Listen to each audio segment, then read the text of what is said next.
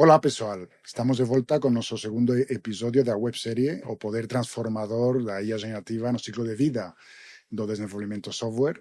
Eu sou Javier Rodríguez Moloni e para começar, no primeiro episódio vimos que a cultura é o ponto de partida, a transformação é o caminho.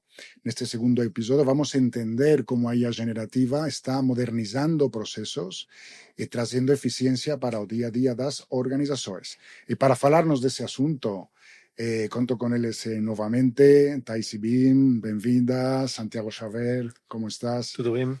E Leandro Françoso. Bem-vindo, Leandro. Então vamos começar com as perguntas. Leandro, começamos com você. Como podemos encontrar quais são esses casos de uso que vão ter mais impacto nos negócios?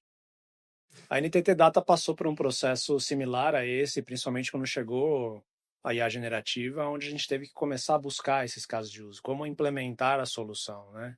E acho que uma das formas mais interessantes de se fazer isso é começar a olhar para os nossos processos internos e entender aonde a gente emprega mais esforço nesses processos, aonde a gente tem mais repetição, e aí sim começar a experimentar, começar a aplicar o uso de IA generativa para otimizar esses processos e começar a coletar esses resultados.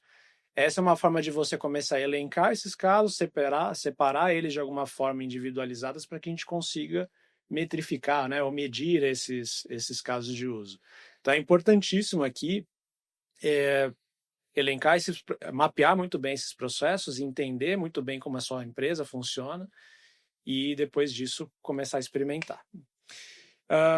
E aí é interessante também comentar que durante todo esse processo foram surgindo novas ferramentas. Inclusive nós fomos criando novas ferramentas internamente para aplicar nos nossos processos internos. E fez com que a gente identificasse novos casos de uso. Antes, como a gente usava a IA generativa, era de uma forma e agora é outra. Então, por exemplo, esse específico, a gente conseguiu criar plataformas com o uso de IA generativa que antes estava focada especificamente na construção de código, mas hoje a gente consegue fazer para documentação, para poder, às vezes, gerar documentação, para poder entender uns sistemas que hoje existem. Então, aqui é legal experimentar. E principalmente, até um pouco do que a gente comentou no episódio anterior, cada vez mais conhecer, ter essa curiosidade de experimentação para que essas novas ferramentas que estão surgindo no mercado também se façam importantes na nossa busca aqui de novos casos de uso. E aí eu acho que tem um ponto que é legal, né, a gente trazer, que é esse aprendizado constante, né? Então a gente começa muito com uma visão de a gente focar um caso de uso, solucionar, como que a IA nos ajuda a solucionar um problema específico. E aí a gente já passa, poxa, agora a gente pode tentar pensar com agentes a solucionar um processo, né? Ou como que a gente conecta um caso de uso com o outro, né? E como que a gente usa o resultado de um, como que a gente faz o resultado de um sem a entrada do outro caso de uso. Então a gente começa a enriquecer isso. Então essa curiosidade, né, além da gente estar precisa ter muito antenado, né, no que está acontecendo, nas plataformas, na evolução da própria IA mesmo, para que nos permita evoluir continuamente nesse sentido, né? Eu acho que isso também é interessante de trazer. Ao final um processo de retroalimentação contínua. A identificação desses casos e usos iniciais nos abre as portas para identificar novos casos de uso. E casos que a lo mellor non tiñamos ni identificado inicialmente, ou que achábamos que non eran algo de poder ser automatizados dunha forma inteligente. Entón, acho que esa gestión do coñecemento continuo que vamos tendo nos vai abrindo as portas para identificar casos máis asertivos, con maior impacto, con maior valor agregado para os nosos clientes, para os negocios. Sí. E aí, Thais, porque temos este foco en achar quais são os casos de uso interesantes, mas quais seriam os desafios para poder medir a eficiência do uso da IA em nossos processos? Eu falo que são dois desafios aqui quando a gente fala de medição, né? A gente efetivamente precisa aprender a medir, né? E a medir num olhar mais end-to-end mesmo, num olhar de mais, digamos, processual, né? E não individual de cada atividade.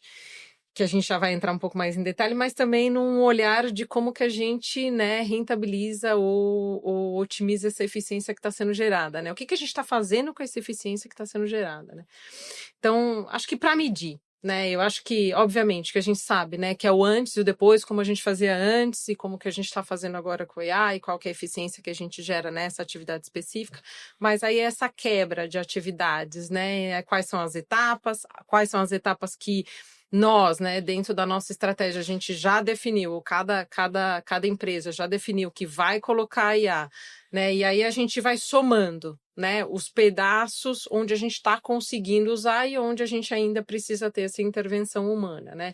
Claro que isso é um processo evolutivo, é uma coisa que a gente vai medir hoje e amanhã a gente pode ser que tenha que repensar uma outra forma, mas eu acho que é uma forma da gente conseguir obter eficiência end-to-end, né? E aí combinar alguns pilares, dimensões, né? Que aí é o técnico mesmo.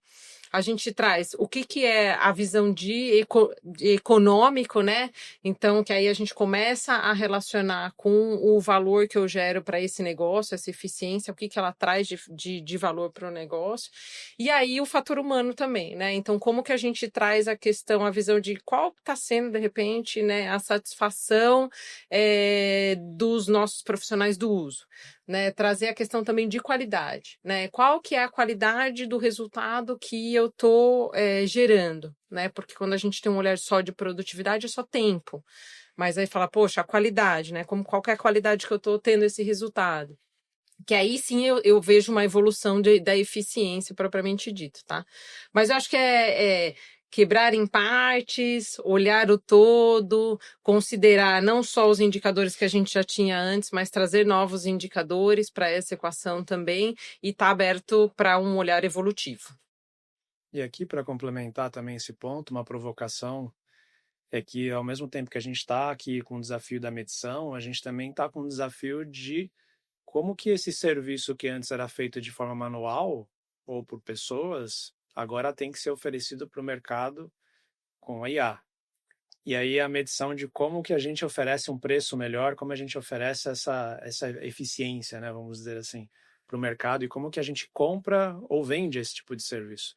Então aqui a provocação também está em torno disso. A medição ela está diretamente relacionada a como que esses serviços que antes eram feitos de maneira muito tradicional, né, às vezes hora homem, né, agora ele cria-se um novo modelo de precificação e modelos de negócio para o mercado. Inclusive modelos productivos novos en relación a iso, tal como a IA comeza a ser un novo agente dentro das nosas operações, dentro dos nosos sistemas, dentro das nosas entregas, e non somente como se precifica ela, senón tamén como debemos mudar os nosos modelos de entrega, os nosos modelos de implementación con un novo factor que justamente é a IA en esas estructuras híbridas donde ya falamos non somente de capital humano ou de persoas traballando ou implementando, senón tamén a IA como um agente ativo.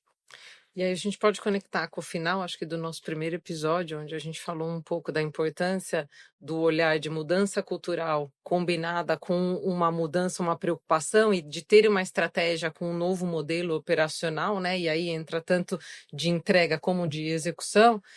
Porque eu acho que aí acho que a gente começa a fazer alguma coisa que seja mais completa, né? O olhar da tecnologia, o olhar da cultura, o olhar de um lado do modelo operacional, não só de como a gente vende, mas como também como a gente implementa, né?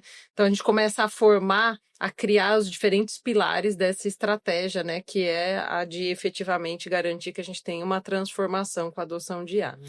E aí quando você fala de implementação, eu lembrei, tem no mercado muito hype quando falamos de as eficiencias que hoje temos com o uso da IA, falamos de 60%, de 80%.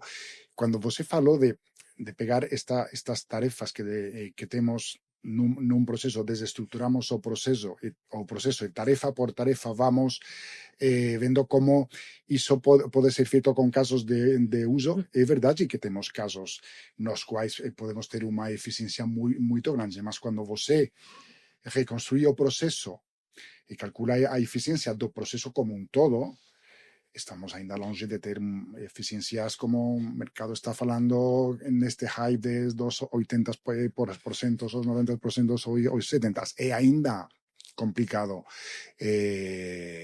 No podemos pensar em tarefas, temos que pensar no processo como um todo. E fica ainda para discussão como que a gente rentabiliza isso daí, né? Sim. Que aí eu acho que só com novos modelos mesmo, não tem jeito.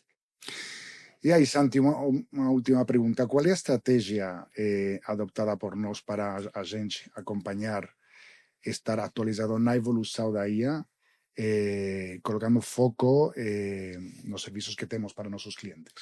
Aquí justamente nos tuvimos que estructurar para poder alavancar esta transformación que a IA nos está trazendo, tá?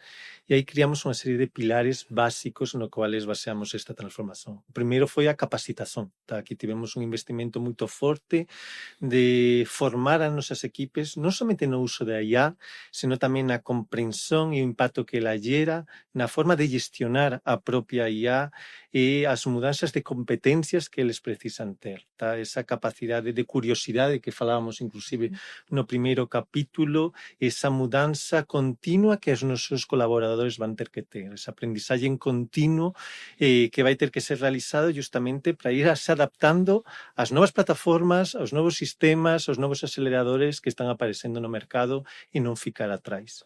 O segundo paso foi justamente a experimentación. Aquí nos temos criado COEs específicos de IA justamente para acelerar esa innovación e comenzar a testar o que falábamos agora, creación deses primeiros casos de uso, esas tomas iniciais de medições que nos permitan tomar un pouco cuáles son as productividades que vamos conseguir, esas optimizações.